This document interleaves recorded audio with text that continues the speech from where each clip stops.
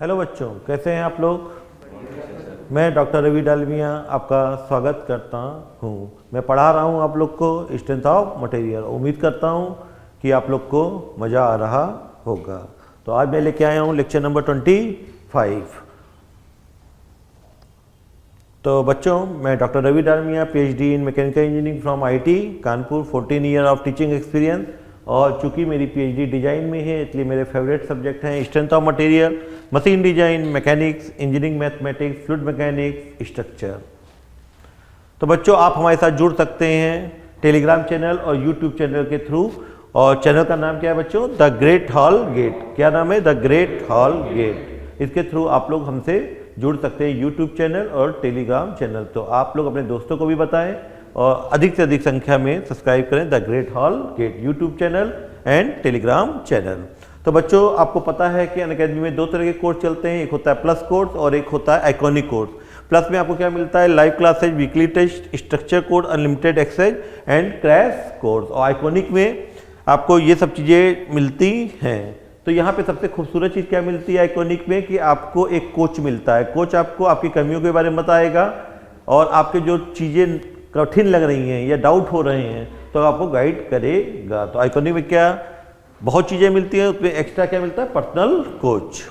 तो बच्चों, ये फीस है प्लस की और ये आइकॉनिक की। प्लस में ये फीस है और आइकॉनिक में ये फीस है। क्या देख रहे हैं यहाँ पे? आप देख रहे हैं कि अगर अधिक महीनों का कोर्स लेते हैं तो हर महीने की फीस क्या आती है? कम आती है। और कम ड्यूरेशन का कोर्स लेते हैं तो फीस ज़्यादा आती है हर महीने की। तो किस में लेने में फ़ायदा है? अधिक महीने का कोर्स लेने में फ़ायदा है। और अगर मेरा कोड यूज कर रहे हैं रवि D10 तो आपको 10% का एक्स्ट्रा डिस्काउंट मिलेगा। कितने परसेंट का? 10% का। कोड क्या है? रवि D10। बच्चों, आपकी तैयारी कैसी चल रही है, कैसी नहीं चल रही है, या आप लोग एग्जाम के लिए तैयार हैं कि नहीं है, इसके लिए आपको कौन बताएगा? टेस्ट बताएगा।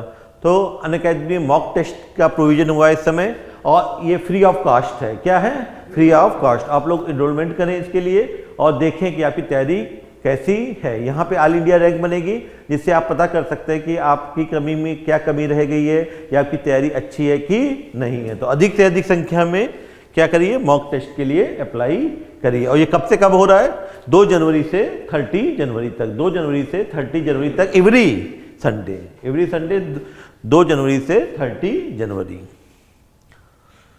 तो यहाँ क्या मिलेगा आपको? टेस्ट में पेपर मिलेंगे। पेपर में आप जान सकते हैं, आपकी रैंक बनेगी। रैंक में पता चल सकता है कि आपकी रैंक क्या आ रही है, क्या नहीं आ रही है। तो ऑल इंडिया रैंक बनेगी। तो बच्चों, अनअकैडमी में डाउट सेशन का भी प्रोविजन है। डाउट सेशन का मतलब है अगर आपको कोई डाउट आ रहा है तो उसको आप अपनी लैंग्वेज में अनअकैडमी प्लेटफॉर्म पे भेज सकते हैं। उसका सोल्यूशन आपको आपकी लैंग्वेज में भेज दिया जाएगा। तो बच्चों, इस समय काफ़ी अकर्षण इनाम भी चल रहे हैं। 2 जनवरी को 20 क्वेश्चन है, 60 मिनट का टाइम दिया जाएगा। उन क्वेश्चन को अगर आप सॉल्व करते हैं और अगर आप टॉप 10 में या टॉप 20 में होते तो आप आकर्षक इनाम भी जीत सकते हैं। और ज़्यादा जानकारी के लिए अनअकैडमी ऐप को डाउनलोड करके आप ज़्यादा जानकारी प्राप्त कर सकते हैं। तो बच्चों, मैं चल रहा था, पिछली बार मैंने आपको पढ़ाया था relation between E and G। E मतलब मॉडुलस ऑफ इलास्टिसिटी और G मतलब मॉडुलस ऑफ रिजिडिटी। आज मैं आपको रिलेशन बताने जा रहा हूँ, relation between E and K। तो बच्चों, मान लीजिए कोई ये बॉडी है। मान लीजिए कि अगर मैं कहूं कि ये बॉडी है,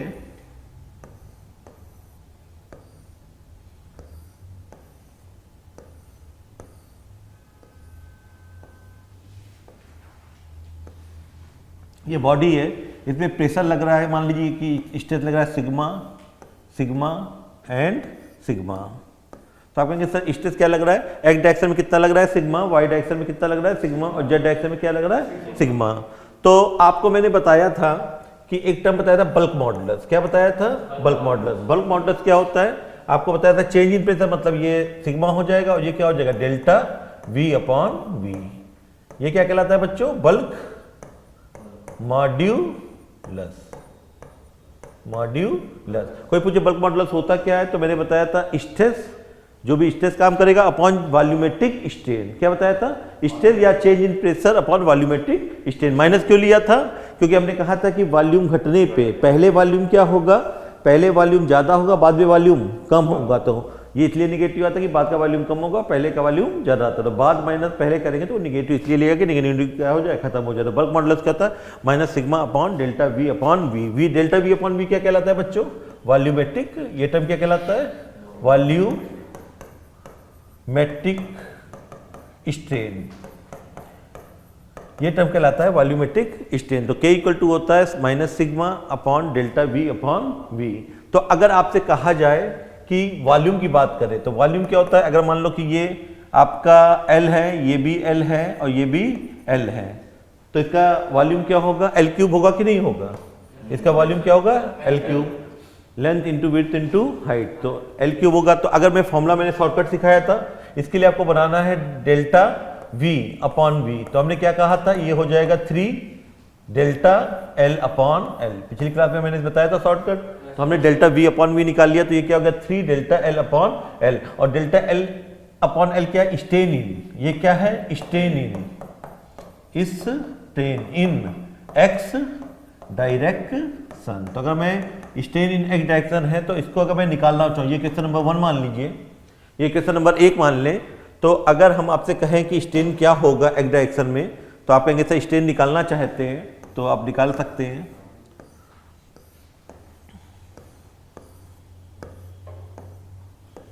यहाँ क्या लगा है बच्चों, सिग्मा, यहाँ क्या लिखा है सिग्मा, और यहाँ क्या लगा है सिग्मा,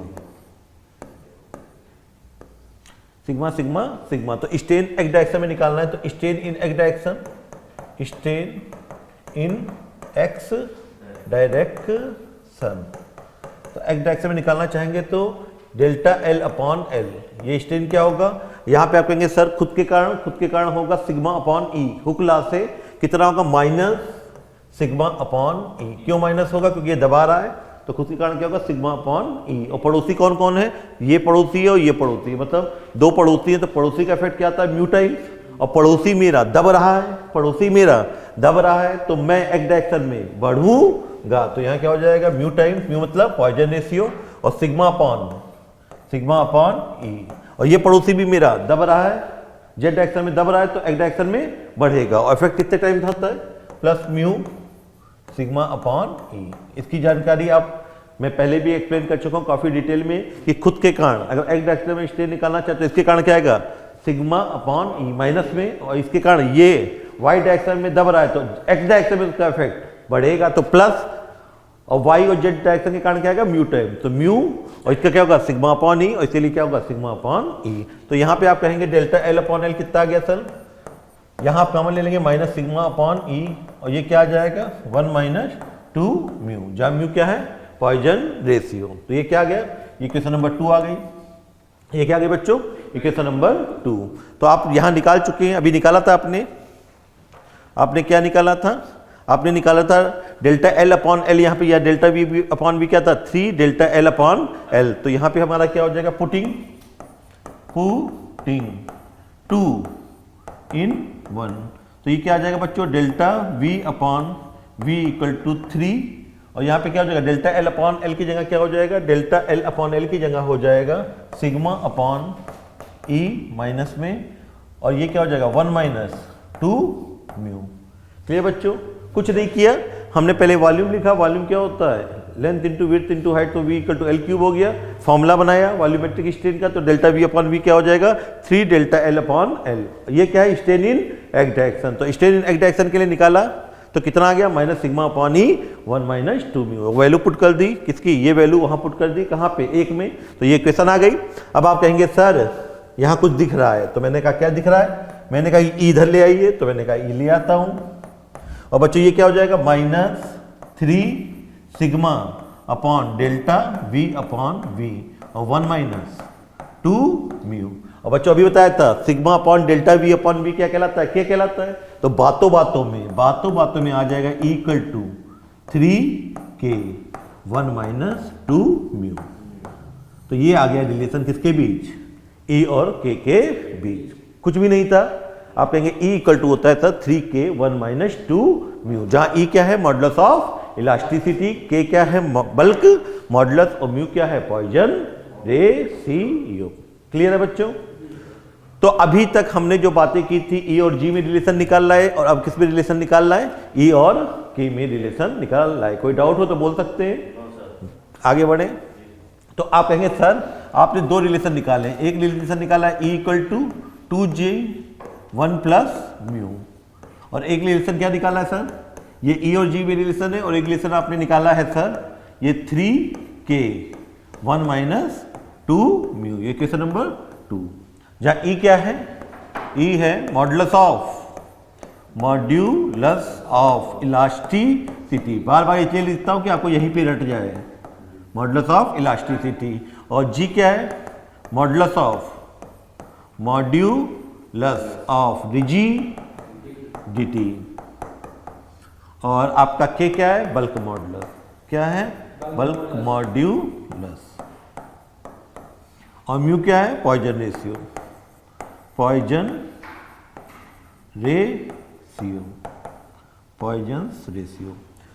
ठीक है, तो अब आप कहेंगे कि सर ये दो रिलेशन आ गए, तो अब हमको रिलेशन किसके बीच चाहिए, ई जी एंड के में। तो क्या गायब कर दीजिए, दोनों से म्यू गायब कर दीजिए, तो हमारा रिलेशन किसके बीच आ जाएगा, ई जी और के बीच। तो पहली इक्वेशन थे फ्रॉम फर्स्ट इक्वेशन फ्रॉम 1, यहां से म्यू निकालोगे तो क्या आ जाएगा 1 plus mu equal to E upon 2G, तो म्यू इक्वल टू कितना आ जाएगा, ई अपॉन 2G माइनस 1, आराम से निकाल लिया म्यू। इक्वेशन नंबर क्या हो गई 3, फ्रॉम 1, उसके बाद फ्रॉम 2 क्या हो जाएगा 1 माइनस 2 म्यू इक्वल टू क्या हो जाएगा, ये नीचे आएगा, तो बच्चों क्या हो जाएगा ई अपॉन 3K। तो बच्चों यहाँ पे 2 म्यू इक्वल टू क्या आ जाएगा 1 माइनस ई अपॉन 3K। तो आप कहेंगे सर म्यू इक्वल टू क्या आ जाएगा 1 upon 2 minus E upon 6K, ये क्वेश्चन नंबर 4। दोनों से क्या किया, पहले से म्यू निकाला तो म्यू इक्वल टू क्या गया ई अपॉन 2G माइनस 1, यहाँ से निकाला तो यहाँ से आ गया sir 1 minus 2 mu equal to E upon 3K, और 2 म्यू इक्वल टू क्या आ जाएगा 1 माइनस ई अपॉन 3K, तो सब म्यू इक्वल टू हो जाएगा 1/2 माइनस ई अपॉन 6K। अब क्या करेंगे बच्चों, 3 और 4 को क्या कर दीजिए, बराबर कर दीजिए, फ्रॉम 3 एंड 4, तो क्या लिखेंगे फ्रॉम 3 एंड 4, तो 3 एंड 4 से क्या आ जाएगा, पहले में क्या आया E upon 2G minus 1 equal to 1 upon 2 minus equal to 1 upon 2 minus E upon 6K। तो एक तरफ ले आइए तो ये हो जाएगा E upon 2G plus E upon 6K equal to ये इधर ले जाइए तो कितना हो जाएगा 3/2, 3/2। तो ई से डिवाइड कर दीजिए, ई से डिवाइड कर दीजिए और ई से डिवाइड कर दीजिए, तो ई से डिवाइड करेंगे तो क्या हो जाएगा 1 upon 2G plus 1 upon 6K equal to ये हो जाएगा 3/2E। ठीक है, अब क्या करिए, यहाँ पे ये E है 3/2 है, 3/2 हटा दीजिए, तो 3/2 हटा देंगे, हटाने के लिए 2/3 से पूरे को मल्टीप्लाई कर दिए, मल्टीप्लाई होल इक्वेशन बाई 2/3, मतलब ऐसे ही गायब कर रहे हैं हम, ई को अकेला चाहते हैं, तो क्या होगा 2/3 से करेंगे तो यहाँ क्या आ जाएगा 1 अपॉन, ये 2 कट जाएगा तो 1 अपॉन 3G, और यहाँ क्या आ जाएगा 2/3 करेंगे तो यहाँ क्या आ जाएगा 1 plus 1 upon 9K equal to, और यहाँ 2/3 करेंगे तो क्या हो जाएगा 1 अपॉन E। ये सुंदर सा रिलेशन आ जाएगा किसके बीच, ES में पूछा गया है कि what is the relation between E, G and K, तो 1 अपॉन E इक्वल टू क्या होता है 3J प्लस 1 अपॉन 9K, तो क्या होता है 1 upon E equal to 1 upon 3J plus 1 upon 9K। और दूसरा फॉर्म भी होता है, अगर इसमें हम एलसीएम ले लें, एलसीएम कितना आएगा 9GK, और यहाँ कितना आ जाएगा बच्चों 3K, और यहाँ कितना आएगा 9K, तो ये G बचेगा इक्वल टू 1 अपॉन E, तो इक्वल टू क्या आ जाएगा बच्चों 9GK upon 3K plus G। तो ऑब्जेक्टिव क्वेश्चन में ये भी पूछा जा सकता है और ये भी पूछा जा सकता है, दो फॉर्म हो गए। तो कुछ नहीं था, आपने क्या किया, दोनों से क्या निकाला बच्चों, म्यू निकाला और दोनों म्यू को क्या कर दिया, बराबर। तो दोनों म्यू को बराबर किया तो क्या आ गया, यहाँ पे इक्वेशन आ गई 1/3j plus 1/9k equal to 1/e। तो एक बार पूछा गया था कि ई, जी और के में क्या रिलेशन होता है, तो डायरेक्ट ऐसे ही पूछ लिया गया था। और एक बार पूछा गया था इस फॉर्म में, तो इस फॉर्म में भी निकाल सकते हैं। आपने एलसीएम ले लिया और एलसीएम निकालने के बाद सॉल्व कर लेंगे। एलसीएम कितना आ जाएगा, 9gk, और यहाँ कितना आ जाएगा, 3j से जाएगा तो 3k, और ये 9k से जाएगा तो g, और ये क्या हो जाएगा, e इक्वल टू उल्टा कर देंगे तो 9gk/3k प्लस g। क्लियर है बच्चों। आगे और भी छोटे छोटे कोई और पूछ सकता है, relation between poison ratio k and g, तो क्या रिलेशन होगा, तो आप जानते हैं, फिर लिखेंगे e इक्वल टू क्या होता है, 2g 1 प्लस न्यू, और दूसरा क्या होता है बच्चों, e equal to 3k 1 minus 2 mu. Relation किसके बीच निकालना है, आपको रिलेशन निकालना है Poisson ratio k and g। तो किसको गायब कर दे, e को, किसको गायब कर दे, e को। तो क्या लिखोगे, फ्रॉम 1 एंड 2, क्या कहोगे, फ्रॉम 1 एंड 2, फ्रॉम 1 एंड 2। तो 2g equal to 2g 1 plus mu equal to 3k 1 minus 2 mu.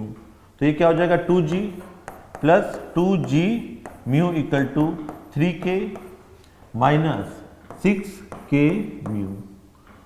Note करिए, यहाँ क्या हो जाएगा, 2g plus 2g mu equal to 3k minus 3k, 3 दूनी 6 k म्यू, और म्यू को इकट्ठा कर लीजिए तो 2g mu plus 6k mu equal to 3k minus 2g। तो यहाँ पे म्यू चोरी करिए, तो म्यू चोरी करेंगे तो क्या आ जाएगा बच्चों, यहाँ पे 2g प्लस 6k, और यहाँ कितना आ जाएगा, 3k माइनस 2g। तो म्यू इक्वल टू आ जाएगा 3k minus 2g upon 2g plus 6k। Check करिए, क्लियर है बच्चों।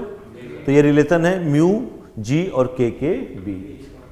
तो बहुत क्वेश्चन पूछे जाते हैं, अगर आपसे पूछा जाएगा कि पॉइजन रेशियो के और जी के बीच रिलेशन क्या होता है, तो आप कहेंगे mu equal to 3k minus 2g upon 2g plus 6k। ये रिलेशन होता है सर, उतार लीजिए। और ये क्या था, ये रिलेशन किसके भी था, 1/3g plus 1/9k equal to 1/, ये रिलेशन था ई, जी और के। इसके लिए क्या है, म्यू को गायब किया, म्यू को दोनों से गायब किया फर्स्ट इक्वेशन से, और सेकंड इक्वेशन बराबर कर दिया। बराबर करने के बाद हमारा रिलेशन आ गया ई, जी और के बीच। तो ये बातें थी पॉइजन रेशियो ई की, जी की और के की। तो इस पर ऑब्जेक्टिव क्वेश्चन बहुत पूछे जाते हैं।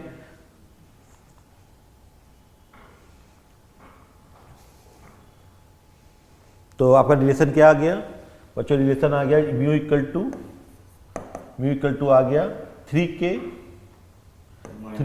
Minus 2g upon 2g plus 6k।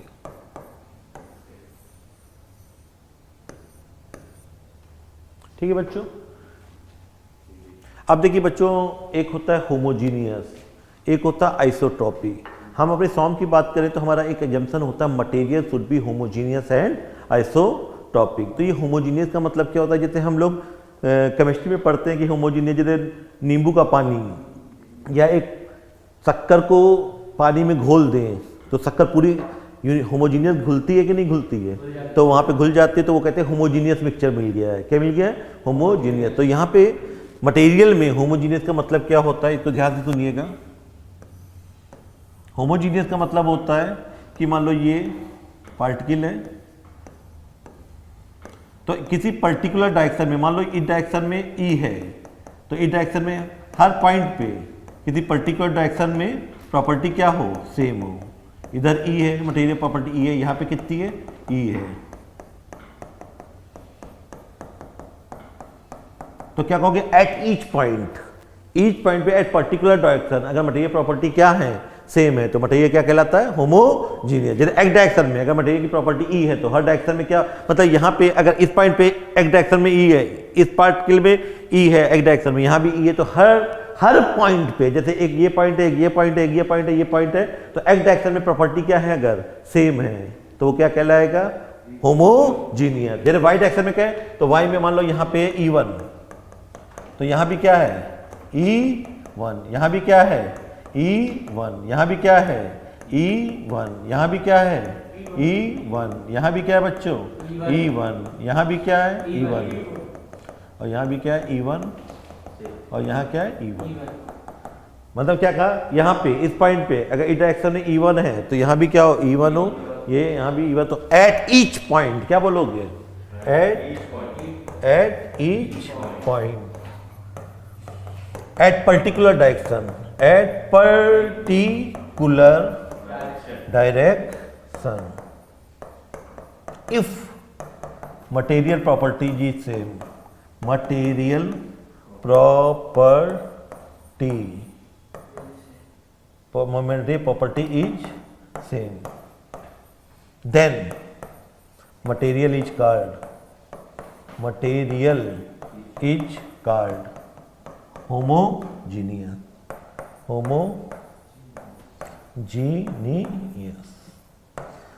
किसी एक पॉइंट मतलब हर पॉइंट पे, इस पॉइंट में एक डायरेक्शन में अगर E है तो इस डायरेक्शन में भी E, इस डायरेक्शन में भी E, मतलब हर पॉइंट पे एक पर्टिकुलर डायरेक्शन में मटेरियल प्रॉपर्टी सेम है तो मटेरियल को कहते हैं होमोजीनियस।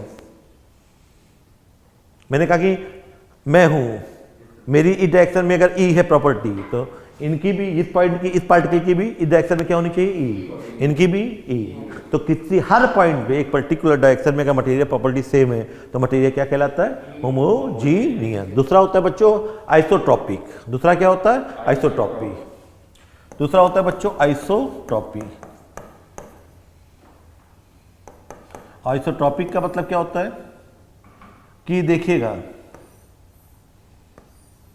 किसी पर्टिकुलर पॉइंट पे हर डायरेक्शन में यहां पे E है, यहां E है, और यहां E है, और यहां क्या है E है। क्या किसी पर्टिकुलर पॉइंट पे, इस पॉइंट की बात करें तो इस पॉइंट में एक डायरेक्शन में इधर भी E, इधर भी E, इधर भी, इधर भी, तो किसी पर्टिकुलर पॉइंट पे हर डायरेक्शन में अगर मटेरियल प्रॉपर्टी क्या है, सेम है, तो इफ अगर मान लो यहाँ की बात करें, एक पॉइंट यहाँ, तो यहाँ पे E1 है, तो यहाँ क्या है E1 है, और यहाँ पे क्या है E1 है, और यहाँ क्या है E1। एक पॉइंट और करें, यहाँ पर E2 है, तो यहाँ क्या है E2, यहाँ पे क्या है E2, यहाँ पे क्या है E2। तो if material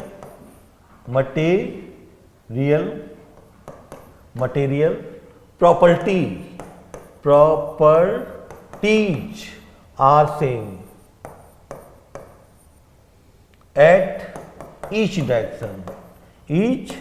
direction for a point, then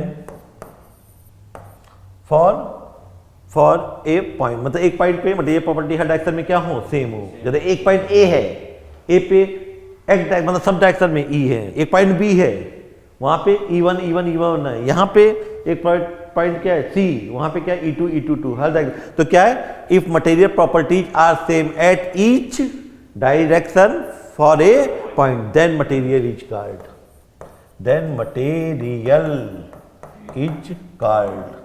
isotropic. Then material is called isotropic. तो तीसरा केस बता रहे हैं।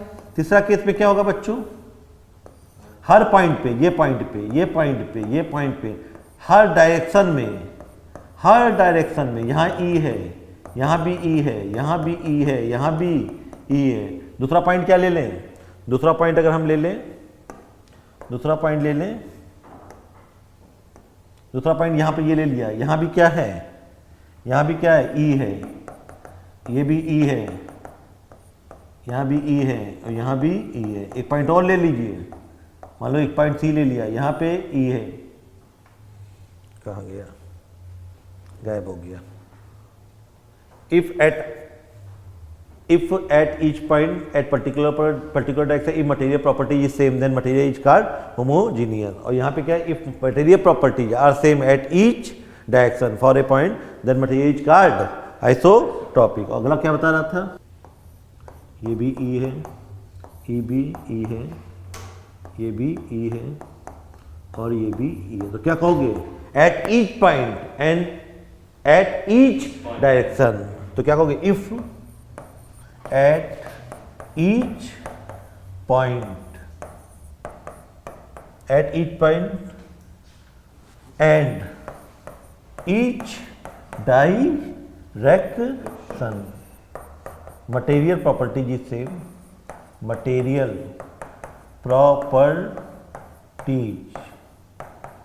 properties are same, then material is called homogeneous and isotropic।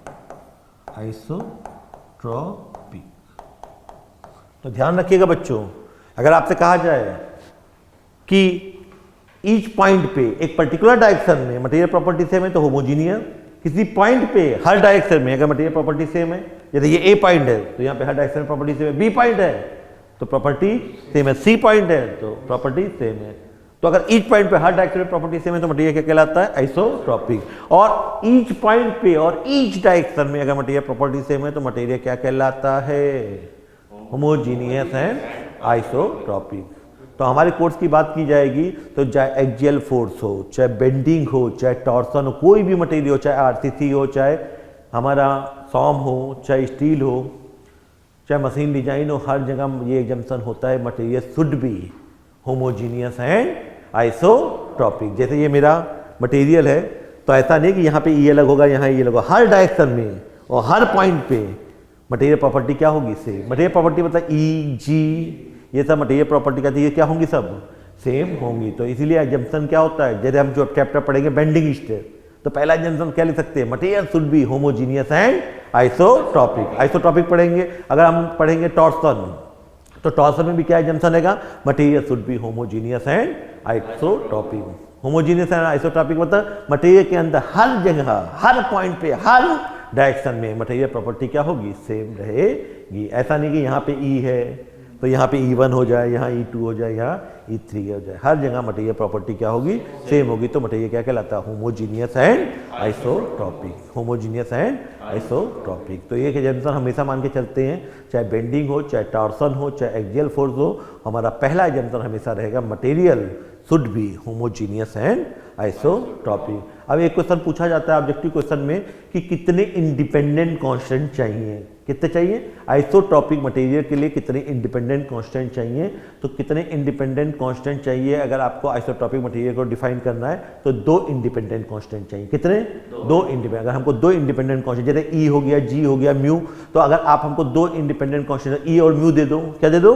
ई और पॉइजन रेशियो दे दो, बाकी कांस्टेंट हम अपने आप निकाल लेंगे। तो क्या होता है, कोई पूछे कि कितने इंडिपेंडेंट कांस्टेंट चाहिए आइसोट्रॉपिक के लिए, तो कितने बोलोगे? 2, केवल 2 दे दीजिए। और ऑर्थोट्रॉपिक के लिए 5, कितने? 5 नहीं कहेंगे, 9 कह दिए। ऑर्थोट्रॉपिक के लिए कितने होते हैं? 9, ठीक है। और एन आइसोट्रॉपिक के लिए कितने होते हैं? 21। कितने होते हैं? 21। तो कोई अगर आपसे पूछे कि यहाँ पे कोई पूछे, टेबल लिख लीजिएगा, यहाँ लिखेगा आइसोट्रॉपिक, यहाँ क्या लिखेगा? Orthotropic, orthotropic. ज़रा डिटेल में आपके कोर्स में नहीं है। और एक है एन आइसोट्रॉपिक, एन आइसोट्रॉपिक। और यहाँ कोई पूछे इंडिपेंडेंट कांस्टेंट,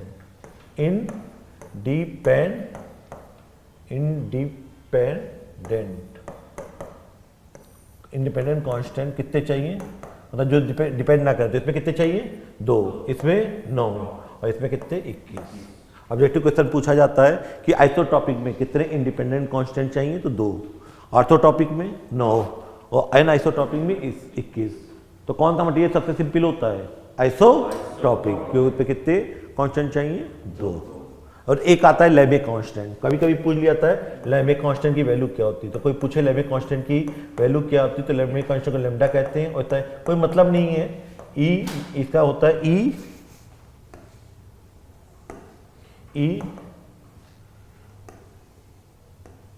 ई म्यू अपॉन 1 प्लस म्यू और 1 माइनस 2 म्यू।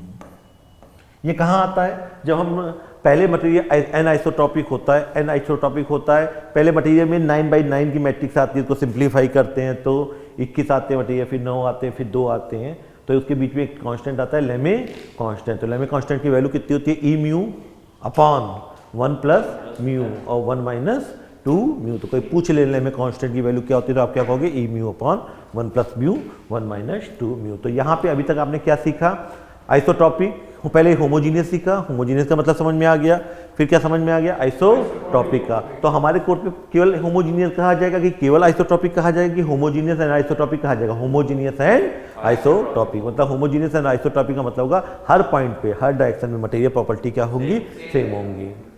तो ये जब हमेशा काम आएगा। और दूसरी कोई पूछे लेमे कांस्टेंट की वैल्यू कितनी होती है, ज़्यादा डिटेल में जाने की जरूरत नहीं है, आप बस इतना याद रखिएगा, लेमे कांस्टेंट की वैल्यू होती है e mu upon 1 plus mu 1 minus 2 mu. Clear है बच्चों। तो इस लेक्चर में मैंने आपको एक बताने की कोशिश की कि ई जी और के में क्या रिलेशन होता है, ई के जी और म्यू में क्या रिलेशन होता है, और तीसरी चीज मैंने बताने की कोशिश की आइसोटॉपिक, होमोजीनियस एंड आइसोटॉपिक, और लेमे कांस्टेंट क्या होता है। तो मुझे लगता है कि आप लोगों को समझ में आ गया होगा। ठीक है, तो मिलते हैं नेक्स्ट लेक्चर में नए जोश के साथ। खुश रहिए, मस्त रहिए, धन्यवाद।